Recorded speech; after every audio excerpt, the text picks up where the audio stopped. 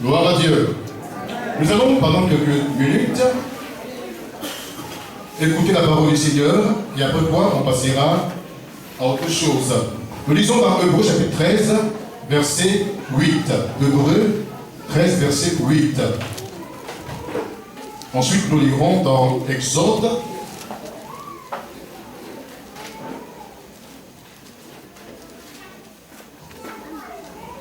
Exode chapitre 3, verset 7 au verset 15. Exode chapitre 3, verset 7 au verset 15.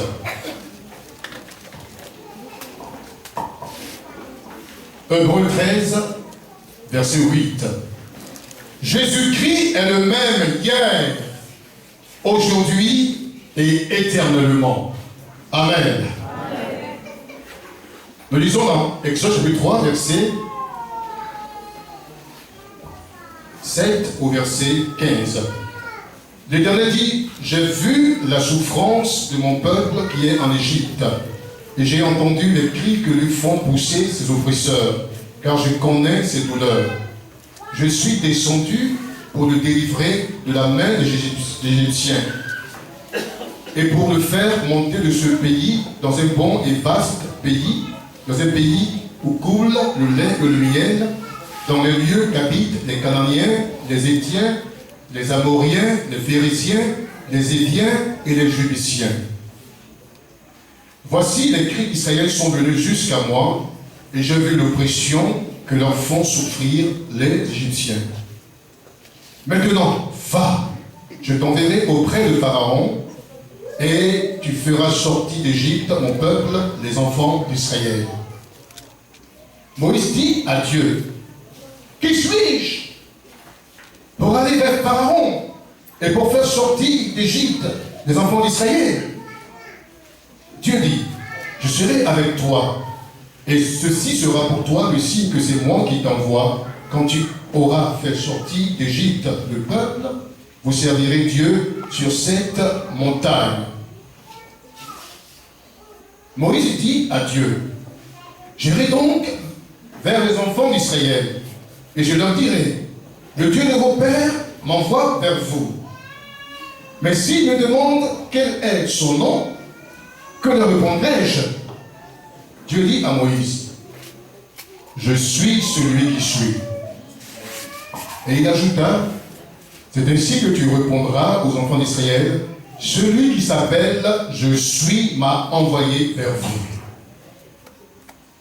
Dieu dit encore à Moïse, tu parleras ainsi aux enfants d'Israël, l'Éternel, le Dieu de vos pères, le Dieu d'Abraham, le Dieu d'Isaac et le Dieu de Jacob m'envoie vers vous. Voilà mon nom pour l'éternité, voilà mon nom de génération en génération. Amen. Est-ce qu'on peut lever les mains tout le monde? Et dites avec moi, Seigneur Jésus, merci pour ce moment. Merci pour ta parole. L'heure est venue de goûter ta parole. Seigneur, parle-moi. Et à travers ta parole, inculque-moi la foi afin d'expérimenter ta puissance dans ma vie encore ce soir. Merci Seigneur pour ta fidélité. Viens ce soir, au nom de Jésus, confirme ta parole par les miracles, les prodiges et les signes qui les accompagnent, en sauvant les âmes ce soir, en guérissant les malades ce soir, en délivrant les captifs ce soir, et en opérant des miracles ce soir, au nom de Jésus, pour ta seule gloire, fais le Seigneur, merci, et que toute la gloire te revienne. Je priais dans le précieux nom de notre Seigneur et Sauveur Jésus-Christ. Amen. Encore plus fort le Seigneur.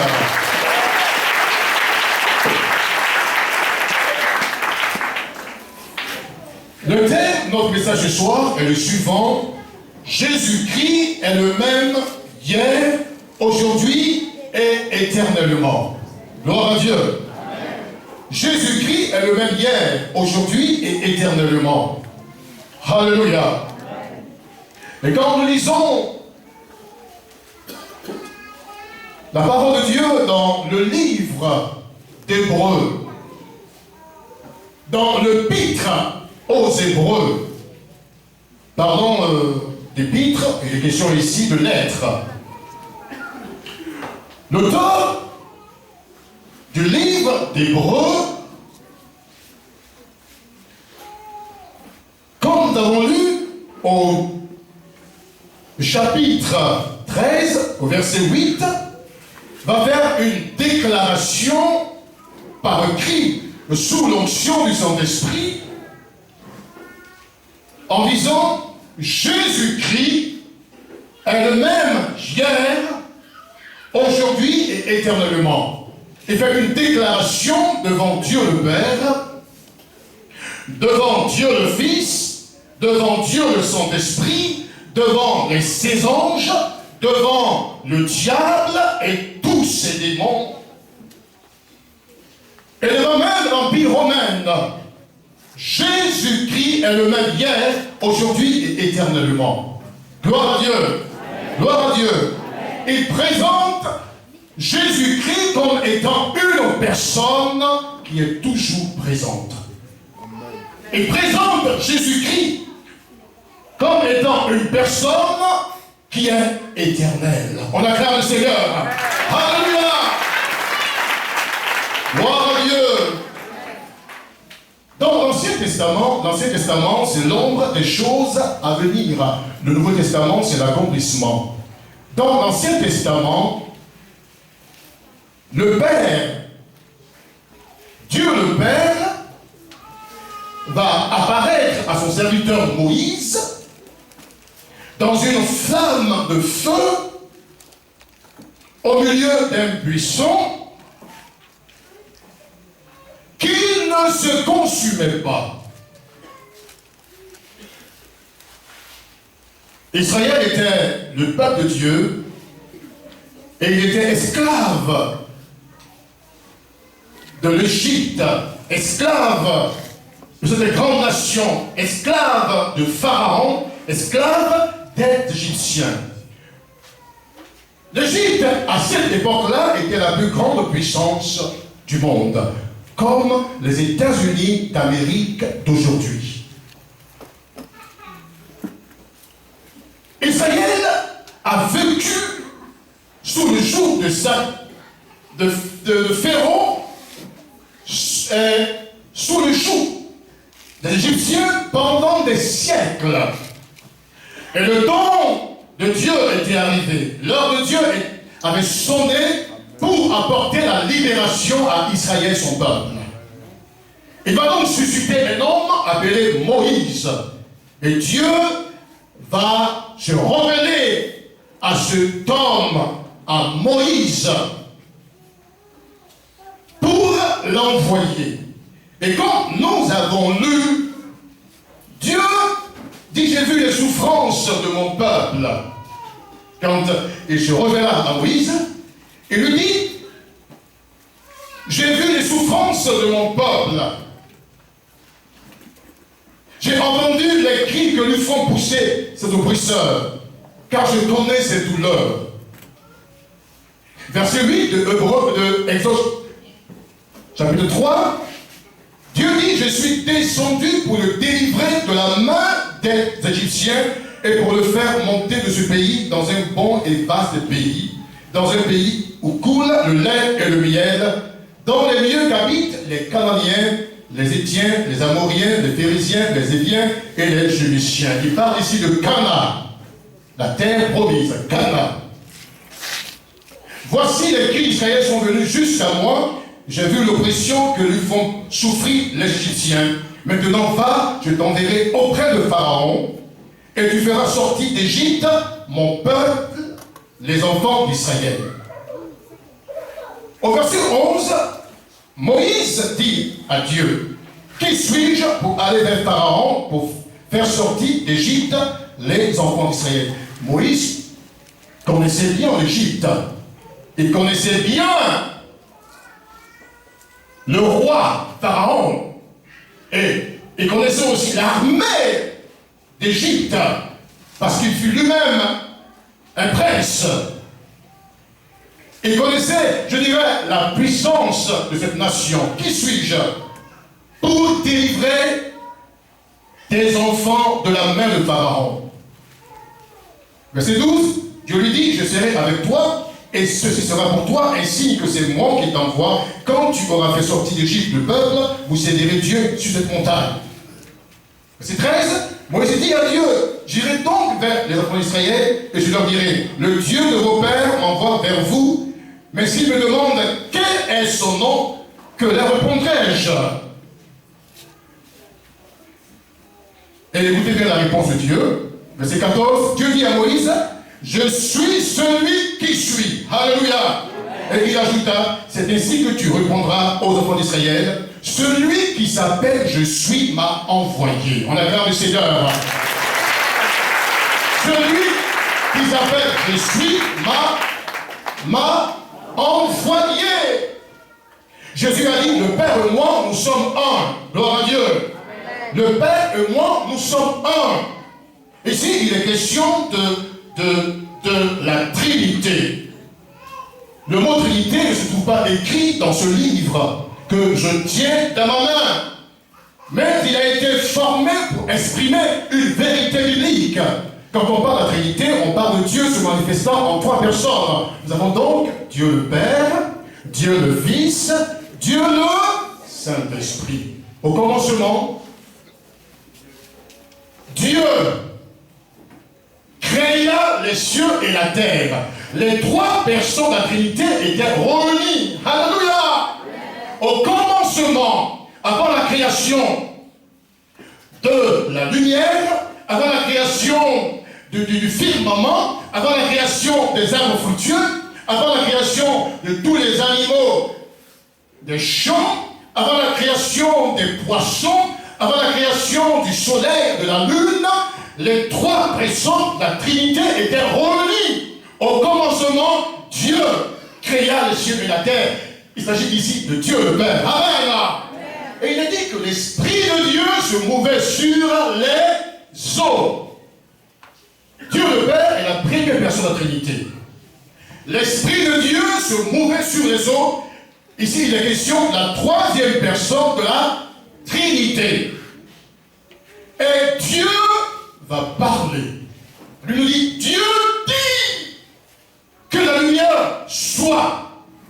Et la lumière fut. Cette parole qui est sortie de la bouche de Dieu, c'est Jésus-Christ. On acclame le Seigneur. Gloire à Dieu. Gloire à Dieu. Gloire à Dieu. Dieu se présente à Moïse comme une personne toujours présente. Il donne son nom à Moïse en disant, celui qu'on appelle je suis. Dis-leur que celui qu'on appelle je suis m'a envoyé. Dieu se présente à Moïse comme étant un être qui est toujours présent, un être éternel. Alléluia. Dieu est un être incréé. On acclame le Seigneur. C'est lui qui a créé toutes choses. Alléluia. Donc chaque chose que Dieu a créée au commencement, Dieu a parlé. Dieu dit que la lumière soit et la lumière fut. Pour créer le firmament, il a parlé. Pour créer les arbres fructueux, il a parlé. Pour créer les animaux, il a parlé. Pour créer les poissons, Dieu a parlé. Pour créer même l'homme à son image, Dieu a parlé. Dieu a créé les cieux et la terre, le monde et tout ce qui habite par sa parole. Dieu a parlé. Alléluia. Alléluia. Alléluia. Gloire à Dieu. Dis-leur que celui qu'on appelle je suis m'a envoyé. Je suis le premier et le dernier. Je suis le commencement et la fin. Je suis l'alpha et l'oméga. Je suis, je ne change point. Je ne change jamais. Le nom de Dieu, c'est je suis. Gloire à Dieu. Gloire à Dieu. Et pendant son ministère terrestre qui s'est étendu sur 3 ans et demi, Jésus commença son ministère à l'âge de 30 ans. Il est mort à l'âge de 33 ans et demi. Son ministère s'est étendu sur 3 ans et demi. Jésus avait des ennemis. C'était, si vous voulez, les chefs religieux, les chefs d'Israël, les scribes, les Sadduciens. Toutes ces personnes-là étaient opposées au Seigneur, opposées à son message. Voyez-vous, les chefs du judaïsme croyaient, les chefs d'Israël, les chefs du judaïsme croyaient que le royaume de Dieu viendrait de manière à frapper les regards. Et ils pensaient que quand le Christ viendrait, peut-être qu'il va y avoir un grand tremblement de terre. Et il va descendre des cieux. Mais Jésus leur dit, le royaume de Dieu ne vient pas de manière à frapper les regards, mais le royaume de Dieu est parmi vous. Amen. Gloire à Dieu. Amen. Et ces personnes étaient, je dirais, des ennemis jurés de Jésus-Christ, le Fils de Dieu. On amène à Jésus-Christ un jour un homme qui ne voyait pas et ne parlait pas. Jésus chassa l'esprit, a tel enseigné que cet homme s'est mis à voir et à parler. Ils ont dit, c'est pas Bézébul que Jésus chasse les démons. Il a dit, mais si Satan chasse Satan, son royaume est donc divisé. Et il y a un jour pendant qu'il parlait avec eux, il se réclamait être des enfants d'Abraham. Il dit, mais si vous êtes réellement des enfants d'Abraham, vous croirez en moi. Vous croirez en moi. Mais parce que vous êtes le fils du diable, alors vous ne croyez pas que c'est le Père qui m'a envoyé. Et ils ont dit que avant même que Abraham, il a dit, avant même qu'Abraham fût, je suis. Parce qu'ils ont dit, mais tu n'as même pas encore tel âge et tu crois, comment dirais-je, voir Abraham. Il dit, avant que Abraham fût, je suis. Le Seigneur Jésus dit, je suis. Son nom, c'est aussi je suis. Amen. Amen. Parce que Jésus est 100% homme, il est 100% Dieu. Je suis. Je suis Dieu. Je suis le général des généraux. Je suis le chemin, la vérité et la vie. Je suis le lion de la tribu de Juda. Je suis le puissant de Jacob. Je suis le rocher sur terre. Je suis. Avant que Abraham fût, je suis. Avant que Adam et Ève fût, je suis. Avant que Enoch fût, je suis. Avant que Noé fût, je suis. Avant que Abraham fût, je suis Dieu. Je suis toujours présent. Le premier et le dernier, le commencement et la fin. Je suis. Alléluia. Est-ce qu'on peut acclamer le Seigneur? Je suis. Et c'est ça le nom de Dieu. Je suis. Gloire à Dieu. Et l'auteur de Hébreux aussi va ressortir la même chose dans sa lettre adressée, n'est-ce pas, au corps de Christ. Au chapitre 13, verset 8, il dit Jésus-Christ est. Alléluia. Il présente le Christ comme étant une personne toujours présente. Une personne éternelle. Jésus-Christ est. Jésus-Christ n'a point changé. Jésus-Christ est toujours le même. Hier, aujourd'hui et éternellement. Gloire à Dieu. Amen. Gloire à Dieu. Amen. Gloire à Dieu. Amen. Jésus-Christ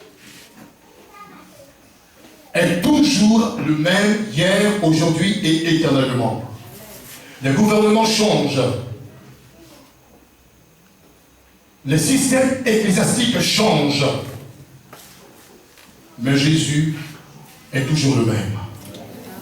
Hier, aujourd'hui et éternellement. Il est toujours le même. Il est parmi nous ce soir. Acclamons-le. Alléluia. Il est toujours le même.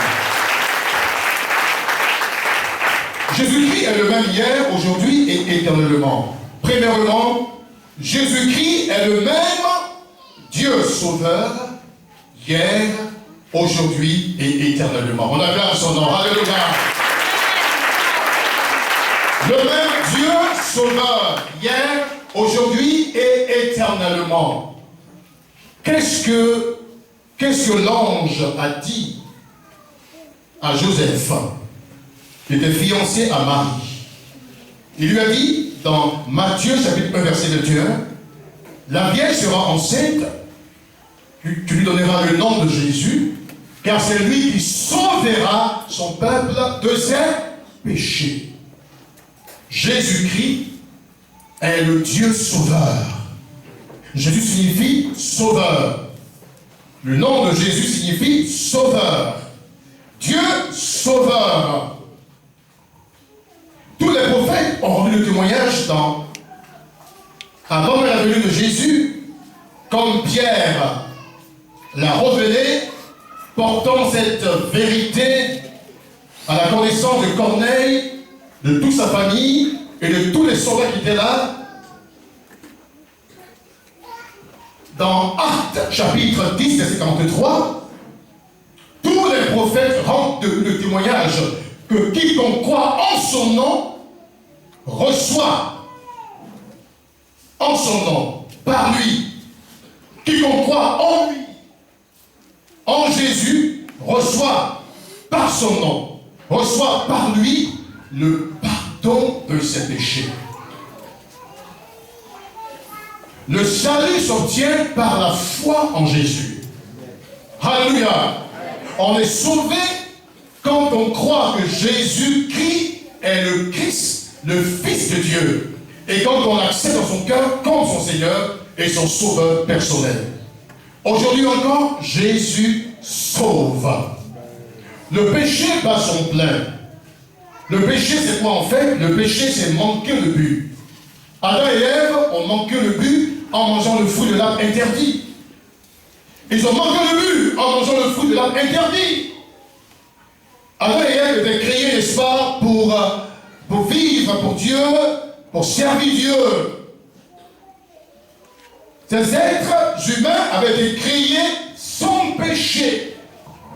Mais quand ils ont mangé le fruit de l'arbre interdit, alors le péché est entré dans leur cœur. Le péché, c'est manquer le but. Le péché, c'est désobéir à la parole de Dieu. Adam et Ève sont devenus, par la suite, des pécheurs, après avoir commis ce pacte, après avoir désobéi à Dieu. Ils sont devenus des pécheurs. Et qu'est-ce que la Bible nous dit? La Bible nous dit que par un seul homme, tous ont péché et tous se sont privés de la gloire de Dieu. Par le premier Adam, tous les hommes sont des pécheurs. Par le premier Adam, les Américains, les Ivoiriens, les Burkinabés, chacun de nous ici est devenu pécheur et privé de la gloire de Dieu. Par le péché du premier Adam, tous ont péché. Mais la bonne nouvelle est la suivante.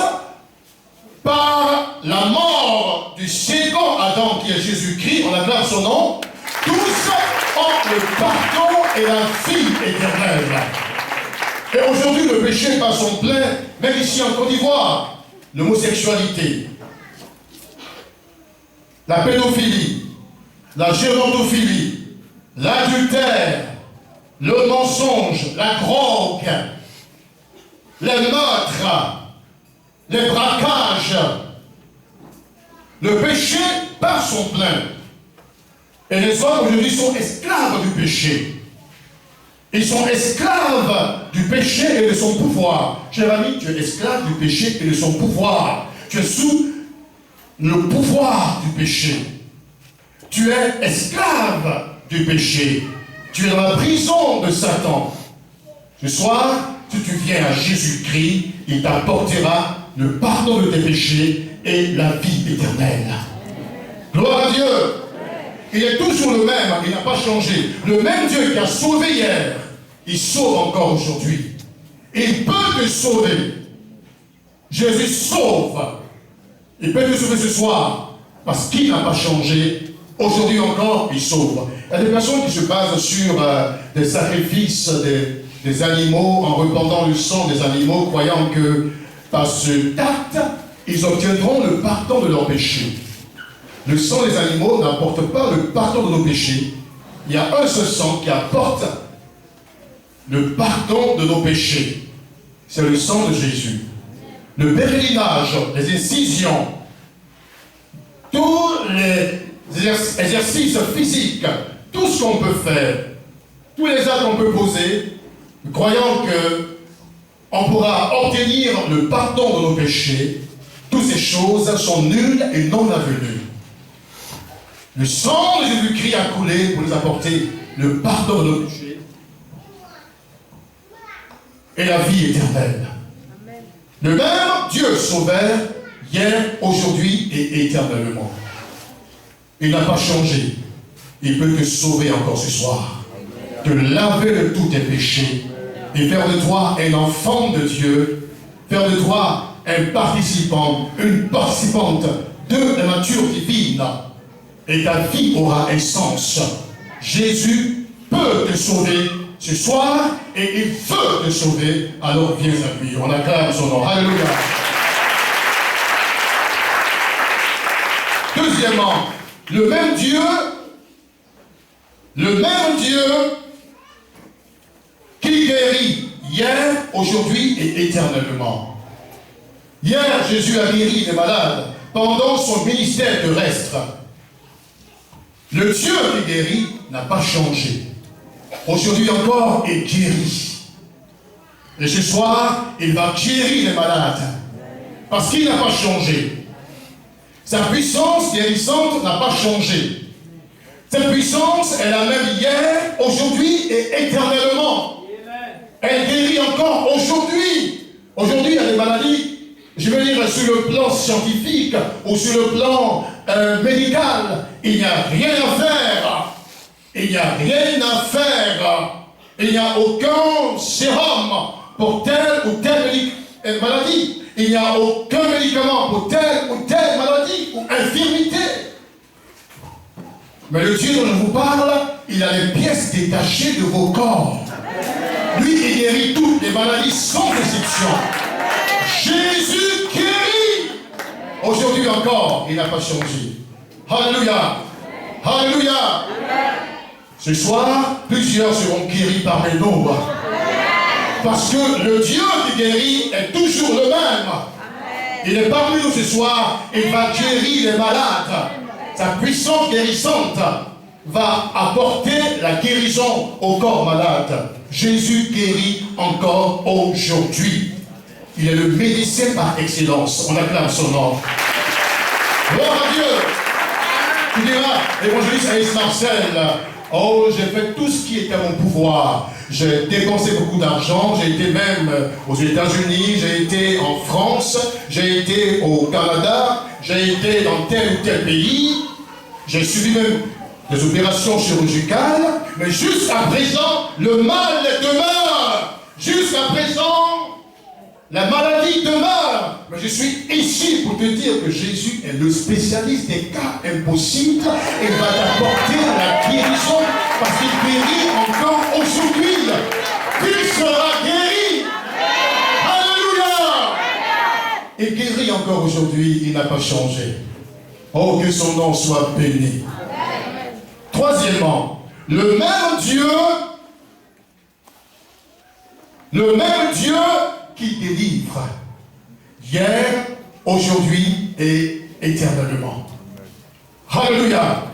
Jésus délivre. La Bible le présente comme le libérateur. Le libérateur. Pourquoi? Parce que à la croix de Golgotha, il y a de cela 2000 ans, Jésus a dit tout est accompli. Tout est accompli. Pourquoi? Parce qu'à la croix de Golgotha, Jésus a écrasé la tête du serpent ancien. La tête de Satan a été écrasée. Afin d'enseigner que tout ce qui nous arrive, tout ce que Satan fait contre nos vies, contre nos foyers, c'est parce qu'il le fait. Parce que sa tête a été déjà écrasée. À la croix, le diable et tous ses démons, ce n'est pas une partie des démons, mais tous ces démons ont été vaincus. Alléluia! À la croix de Golgotha, la rose-croix a été vaincue. À la croix de Golgotha, la franc-maçonnerie a été vaincue. La sorcellerie a été vaincue à la croix. Toutes les puissances infernales, les puissances de l'enfer, toutes ces forces maléfiques, toutes ont été vaincues à la croix. Jésus est le libérateur. C'est pourquoi pendant ce ministère, il a délivré tous ceux qui étaient sous le pouvoir de Satan. Il chassait les démons par sa parole. Amen. Il chassait les démons par le doigt de Dieu. On acclame le Seigneur. Alléluia. Il dit, si c'est par le doigt de Dieu que je chasse les démons, le royaume de Dieu est donc venu vers vous. En parlant du doigt de Dieu, il parle de l'Esprit de Dieu. Amen. Jésus chasse les démons. Aujourd'hui, beaucoup d'Ivoiriens, beaucoup ont des esprits impurs dans leur vie. Beaucoup subissent des conséquences catastrophiques de la présence de ces mauvais esprits, de ces démons qui sont en eux. Et malheureusement, plusieurs vont voir les marabouts. Il y en a qui vont voir les spirites. Quand vous avez 10 démons, vous allez voir un marabout, vous sortirez de chez lui avec 50 démons. Si vous avez 100 démons, vous allez voir les spirites afin qu'ils les chassent, vous sortirez de chez eux avec 500 démons.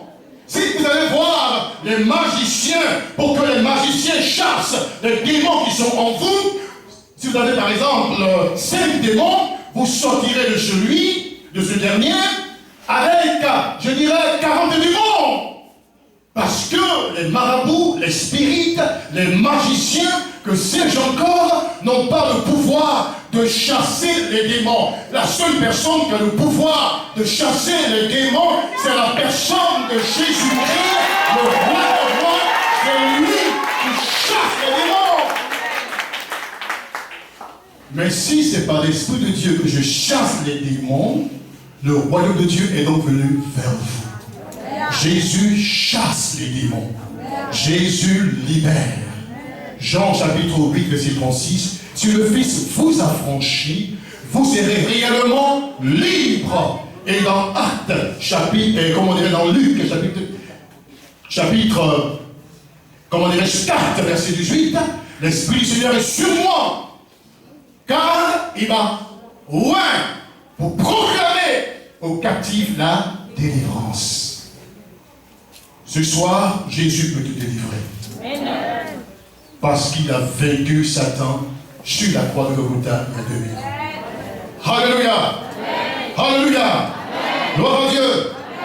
Gloire à Dieu. Gloire à Dieu.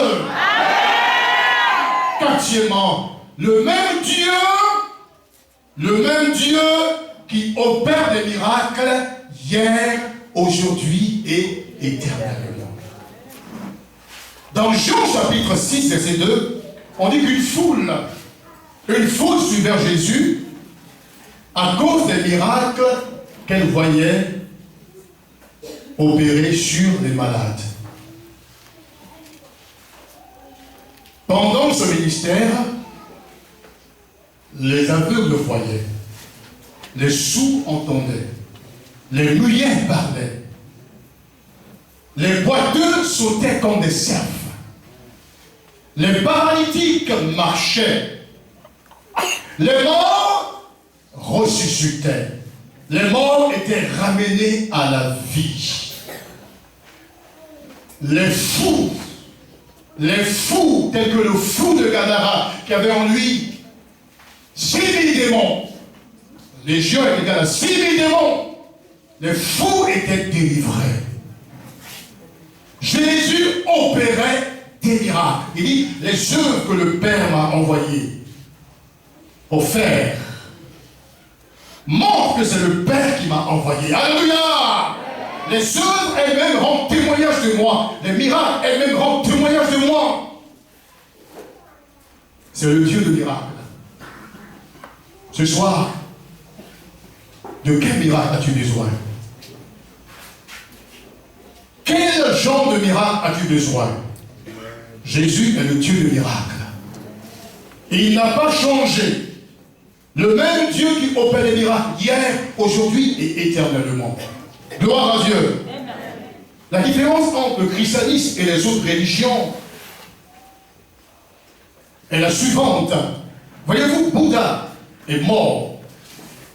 Avant de mourir, Bouddha a entraîné des foules. Mahomet aussi. Confucius. Que sais-je encore? Tous ces fondateurs de religion ont drainé des foules, que je dirais, qui pouvaient constituer une mer humaine. Mais tous ces fondateurs de religion sont morts. Bouddha est mort. Confucius est mort. C'est encore. Tous dans leur tombe, les vers n'ont pas épargné leur corps. Les vers ont rongé Bouddha. Les vers ont rongé Confucius. Et tous ces fondateurs de religion ont disparu. Mais quand Jésus-Christ, notre Seigneur, mourut sur la croix de Golgotha, on le descendit de la croix et il fut enseveli. Mais il a dit, dans 3 jours, dans 72 heures, je ressusciterai. Rome, fais tout ce qui est à ton pouvoir. Satan et les démons de l'enfer, fais tout ce qui est à ton pouvoir. Dans 3 jours, dans 72 heures, je ressusciterai. Et dans la tombe, les vers n'ont pas pu s'approcher de son corps. Parce que ce corps est un corps saint, un corps pur, un corps sans tache. Alléluia! Alléluia! Et le 3e jour, Jésus est ressuscité dans les morts. Et il est vivant aujourd'hui au siècle des siècles. Gloire à Dieu! Il est vivant aujourd'hui au siècle des siècles. Dieu est une personne toujours présente. Amen. Dieu est éternel. Gloire à Dieu. Voyez-vous, je suis à Ducrou, bien sûr. Et j'ai reçu ce témoignage, je vais encore le rendre. Dans mon village, la sorcellerie passe son plein. Quand vous allez à Grand Badian, il faut vous préparer si vous êtes un chrétien. Parce qu'au seuil de la grande entrée de Grand Badian, les sorciers vont vous baiser. Et vont vous baiser de connaître votre poids. Mais qu'est-ce que l'apôtre Paul a dit? Paul a dit ceci: ma vie est en Jésus et Jésus est en Dieu. Ta vie et ma vie est en Jésus-Christ. Et Christ est en Dieu, le grand Dieu qui nourrit toute la Côte d'Ivoire. Ta vie est en Jésus et Jésus est en Dieu. A tel enseigne que si le diable veut te détruire, il faut d'abord qu'il détruise Jésus. Et s'il a pu détruire Jésus, il faut qu'il détruise le Dieu Tout-Puissant avant de t'atteindre. Et quelle sorcellerie qui peut te peser? Tu pèses trop lourd. Acclame le Seigneur. Alléluia! Alléluia! Alléluia! Alléluia! Alléluia! Alléluia! Et quand je vais dans mon village, je ne marche pas la tête basse. Non, non, non, je marche la tête haute.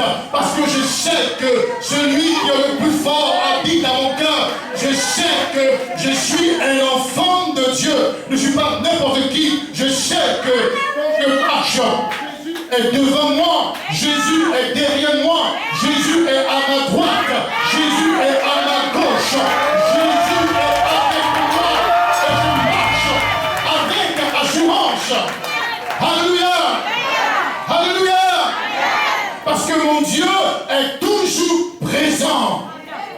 Quand je suis dans ma chambre, il est avec moi. Dans l'avion, il est le pilote. Dans ma voiture, il est avec moi. Jésus est avec vous. Je suis avec vous tous les jours, jusqu'à la fin du monde. Comme il a dit, il est toujours présent. Mais pourquoi les miracles qu'il a fait hier, il est fait aujourd'hui? Parce qu'il n'a pas changé. Tu recevras ton miracle. Les portes fermées vont s'ouvrir. Les portes du mariage vont s'ouvrir. Les portes du succès vont s'ouvrir. Les portes de l'abondance, de la prospérité vont s'ouvrir. Toutes les forteresses qui sont sur ton chemin seront balayées. Alléluia! Tu recevras ton miracle parce que ton Dieu est vivant. Notre Dieu est le Dieu qui parle, le Dieu qui entend, le Dieu qui agit, le Dieu qui entre en mouvement. Ce n'est pas une idole. Les idoles n'entendent pas, ne voient pas, ne parlent pas, n'agissent pas. Mais notre Dieu, il est vivant. On l'appelle le Dieu vivant et vrai. Le Dieu d'Abraham, d'Isaac et de Jacob. Alléluia. Et ce soir, il va manifester encore sa présence parmi nous. Pour sauver ceux qui sont perdus. Et pour guérir ceux qui sont malades. Est-ce que vous le croyez? Si vous le croyez, dites Amen.